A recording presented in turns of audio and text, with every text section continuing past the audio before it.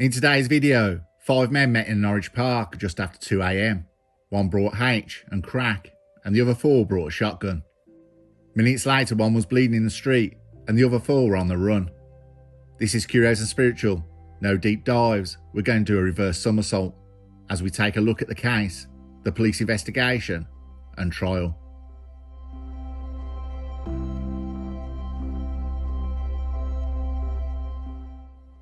We go to Norwich, a city where the past never really left. Roman roads under your feet, 1,000 years of history in bricks, 2 cathedrals, 31 churches, a football club that lives in permanent heartbreak, and enough cobbled lanes, medieval pubs and street markets to make you forget, just briefly, that you're surrounded by students, seagulls, and the ever-present smell of last night's chips drifting through the early morning air. So let's get to the story. By the start of 2018, Jake Britton and Callum Eastall were both embedded in the Norwich Class A dealing trade. Britton, aged 27, wasn't a new face to police. He already had a record, weapons, assaults and Class A supply. He didn't work a regular job. He didn't have a clean phone or address. His daily movements were linked to dealing, either selling, collecting cash or keeping others in line. He'd been stopped before with knives, been under surveillance, and was a recognised figure in the city's lower tier H and crack market. Eastall was 19 years old, younger, but following the same route. Police already knew his name in connection with possession with the intent to supply. He was on radar in city centre trouble, linked to groups, other dealers. He didn't have a high up role, but he was already carrying weapons and holding rat bags in shared houses. He was a part of Britain's group, and they moved together often, usually in a small, white Citroen DS3. The car wasn't flashy, but it was useful and didn't have a big red arrow saying this is a dealer's car. It gave them mobility. No fixed trap house meant fewer chances of getting raided. They used the car to move across city districts, Earlham, West Pottergate, Derham Road, and edges of Mile Cross. That patch was familiar territory.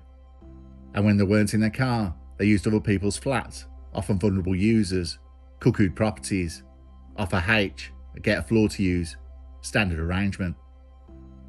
Both Britton and Eastall used multiple phones, not in their names, burner handsets, short call times, heavy traffic. Police would later confirm the numbers were consistent with dealing patterns. That meant short exchanges, texts like 2 for £30, and sudden blackouts when SIMs got swapped. By late June 2018, their activity was steady. No major incidents had kicked off in weeks prior. There was no armed raids, no arrests, no violent confrontations reported. But that changed when a 19-year-old from London entered the scene.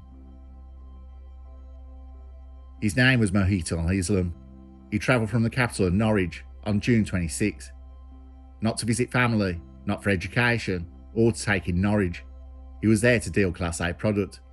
He was part of a county line supply chain.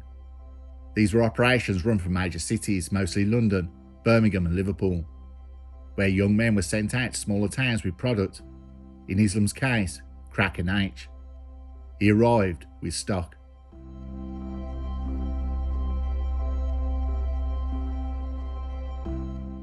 Islam didn't know the city. He was a guest in hostile territory.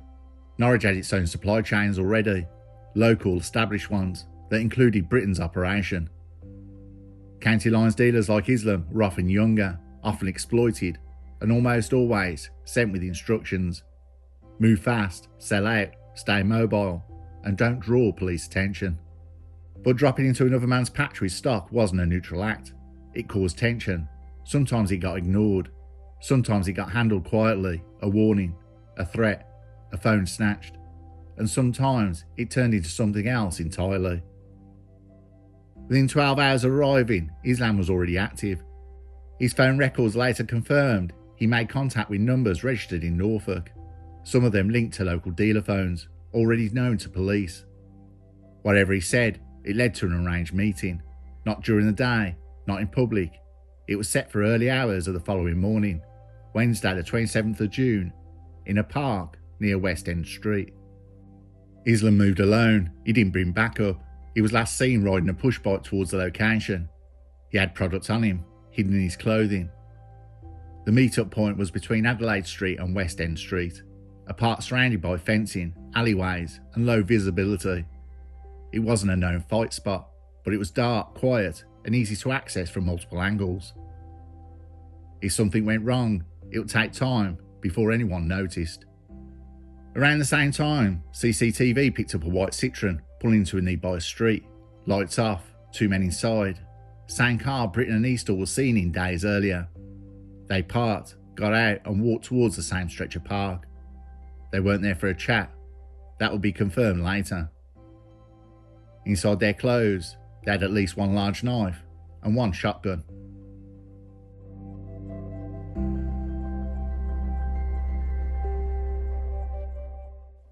It was just after 2 a.m. on Wednesday the 27th of June 2018.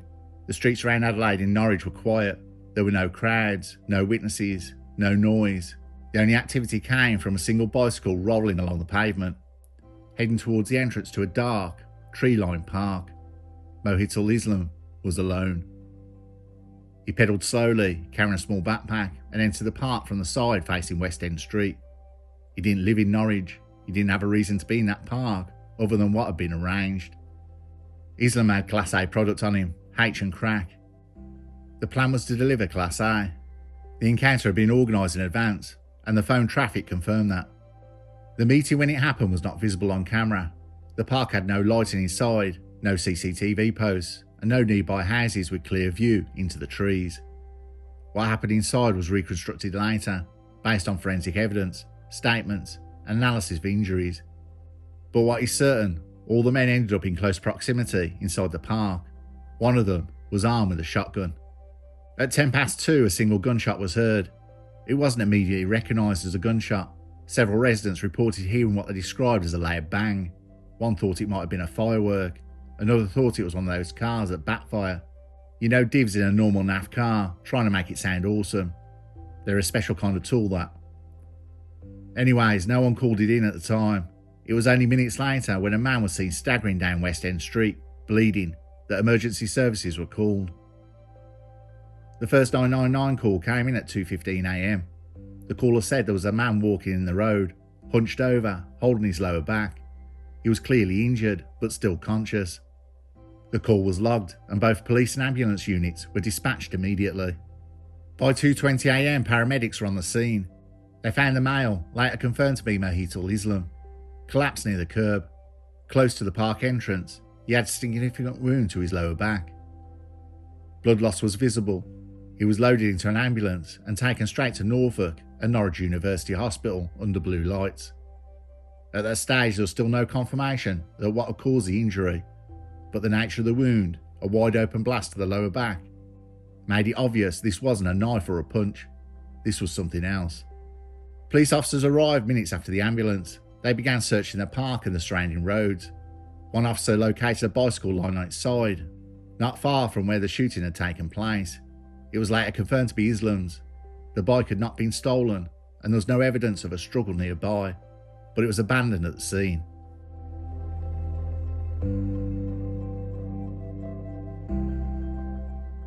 By 3 a.m, the park was sealed off. Police declared the area a crime scene. A cordon was placed across all access points: Adelaide Street, West End Street, and the smaller alleyway leading behind the row of houses. Forensic teams were called out. Officers began canvassing the nearby roads for CCTV footage, asking residents if they'd seen or heard anything. Back at the hospital, Islam was in emergency surgery. The wound was identified as a shotgun blast. He'd been hit in the lower back from close range. The pattern of the injury, spread in pellets and tissue trauma, indicated the shot had been fired from behind or slightly to the side, possibly as he turned away. Surgeons removed fragments of the cartridge from inside the wound. Islam survived, but the injury was serious. By sunrise, the story hadn't yet broken. Police had issued no media statement. No names had been released, but inside Norfolk Constabulary, the major investigation team had been activated. This was now a firearm discharge investigation, treated as attempted murder. Forensics began processing the park that morning. No weapon was found, but a shotgun wadding, the plastic disc that separates the shot from the powder, was recovered from the grass near the centre of the path. That confirmed the type of weapon used. They also found trace evidence of pellets embedded in a nearby tree. A trajectory was logged and the search area widened. CCTV footage from surrounding roads was pulled in. One camera caught the white Citroen leaving West End Street at 2:13 a.m, just 3 minutes after the shot. It turned left then vanished out of view. Another camera further down Derham Road caught the same car speeding away west. No number plate was confirmed at that stage, but the make and model matched exactly. By 10 a.m, statements were being taken from residents. Several confirmed hearing a loud bang between 2 and 2:15 a.m. One resident had seen two males walking quickly away from the park just before that time. Another had security footage showing the white Citroen parked up with its lights off and then pulling away fast. Police were now building a timeline. Islam had entered the park at 2:04 a.m. He was shot at 2:10 a.m. The Citroen left at 2:13 a.m. From that, officers began identifying vehicles, matching the description, checking ANPR records and comparing them with known dealers in the area. Inside Islam's jacket, officers found a quantity of H and crack, individually wrapped, ready to sell. That changed the case. It wasn't just a random attack. This was now clearly linked to supply and possibly a dispute between rival dealers. By noon on the 27th, the Citroen had not been found. No arrests had been made.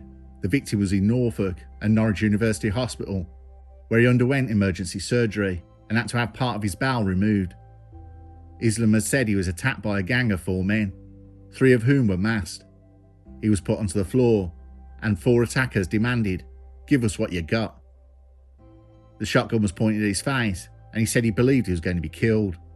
The victim thought he had nothing to lose by running away, but as he fled, he was shot in the lower back. Islam remained in hospital in a stable condition. Police confirmed the case involved a shotgun and now they were looking for 4 men and asked for witnesses to come forward, but no names were given. The public didn't yet know who was behind it, or that 2 of the 4 men involved were already well known to the city's gangland dealing world.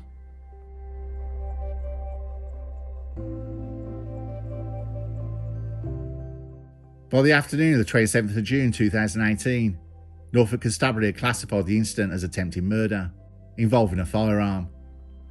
They confirmed the victim, 19-year-old Mohitul Islam, had been carrying crack and H, and been shot at close range in a quiet city park in the early hours.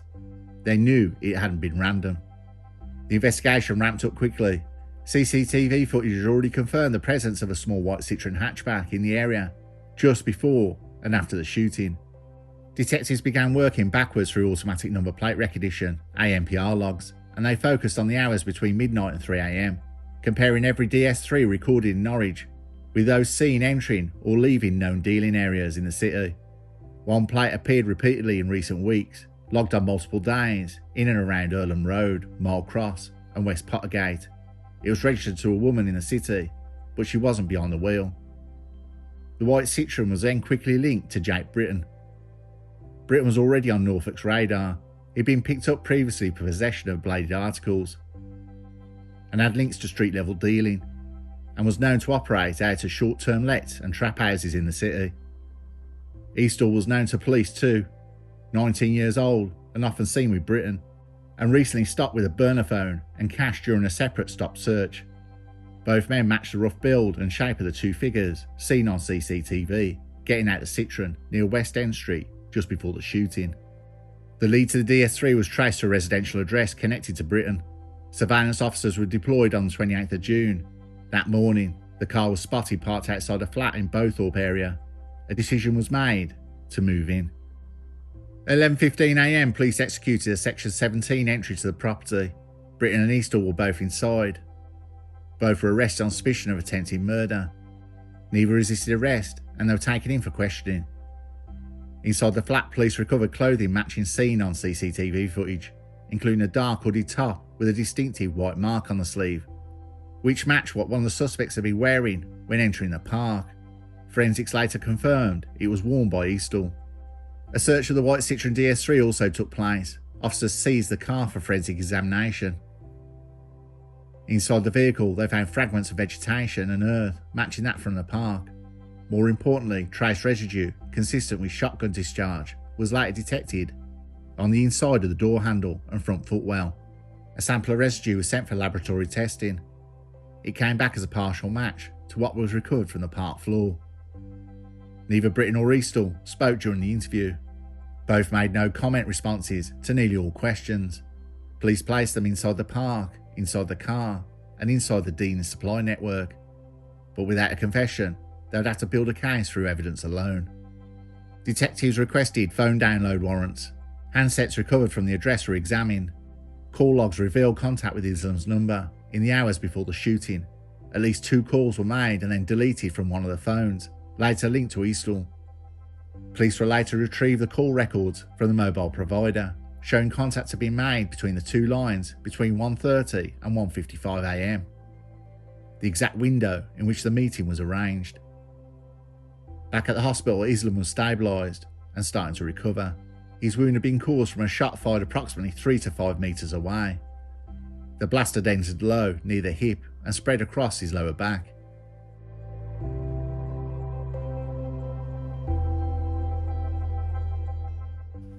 At this point, police still hadn't found the weapon. A wider search was conducted in the area between the park and the suspect's home, including hedges, bins, alleyways and gardens. Officers believed the gun had been discarded somewhere en route or hidden in a nearby flat, but no trace of it turned up in the first sweep. Even without the firearm, police began piecing together a strong timeline. The car, the CCTV, the park, the victim, the dealing connection, the forensic traces, the matching clothes, and the phone calls. On the evening of the 29th of June, both Britton and Eastall were charged. 2 other men were never identified. They arrived on foot and must have walked to the location or avoided ANPR cameras.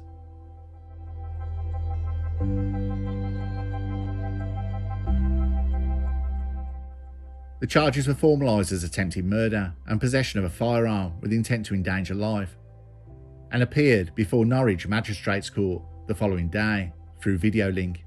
Neither entered a plea, and the case was immediately escalated to the Crown Court due to the seriousness of the allegations. The Crown Prosecution Service had enough to begin preparing the case against Jake Britton and Callum Eastall. Both men had been charged with attempted murder and possession of a firearm with intent to endanger life. Both were on remand, even in the absence of a recovered weapon or confession. The Crown's approach relied on assembling a full timeline. This meant establishing not just who pulled the trigger, but proving that both Britton and Eastall were acting together, with shared knowledge and intent when the shotgun was used. The car was central to the story. Their defence would later argue that prosecution could not prove who actually fired the weapon. That point was true. There was no DNA on a weapon, no witnesses who saw the trigger pulled, and no confession.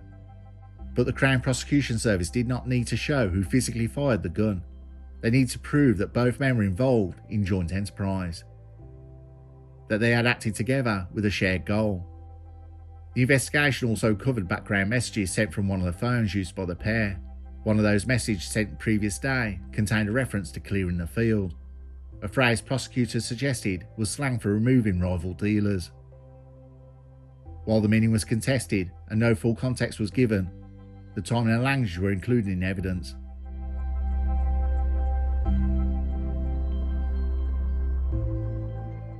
The Crown Prosecution Service case rested on joint enterprise.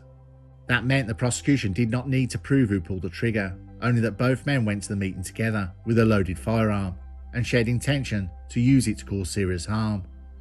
The jury were reminded that Islam had been lured to the park through a pre-arranged phone call, and that both defendants had made no comment to every question they asked in an interview.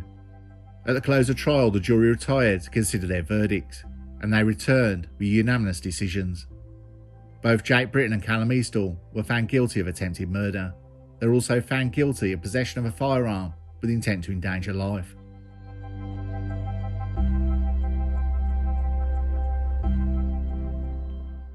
The judge set a sentencing date for Wednesday the 20th of March 2019 at Norwich Crown Court. The courtroom was placed under enhanced security. Neither defendant showed any emotion as the sentencing hearing began. Jake Britton, aged 27 years old, was given a 14-year extended sentence with 10 years in custody and 4 years with extended licence. Callum Eastall, aged 19 years old, was given an extended 13-year sentence with 9 years custody and 4 years extended licence. The judge made clear both sentences would be served in full custodial terms, with extended licence conditions to follow, due to the violent nature of the offence. Both men were deemed dangerous offenders under the sentencing guidelines.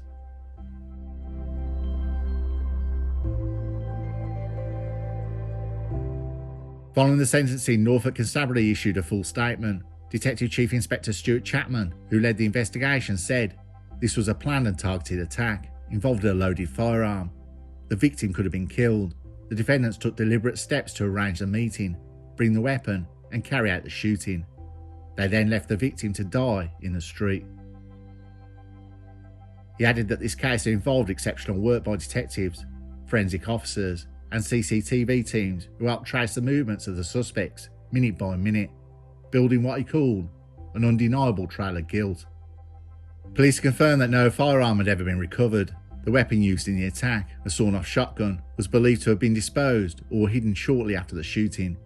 Despite extensive area searches, including use of sniffer dogs, drain inspections, and interviews with known associates of the pair, the gun has never been found.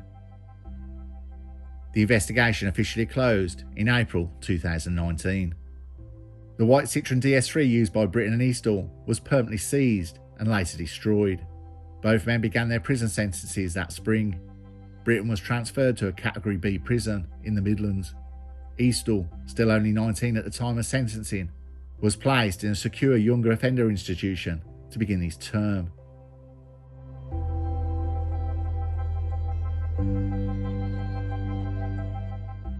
Two young men, one just 19, the other barely out his 20s, walked into a city park with a loaded shotgun and a reason.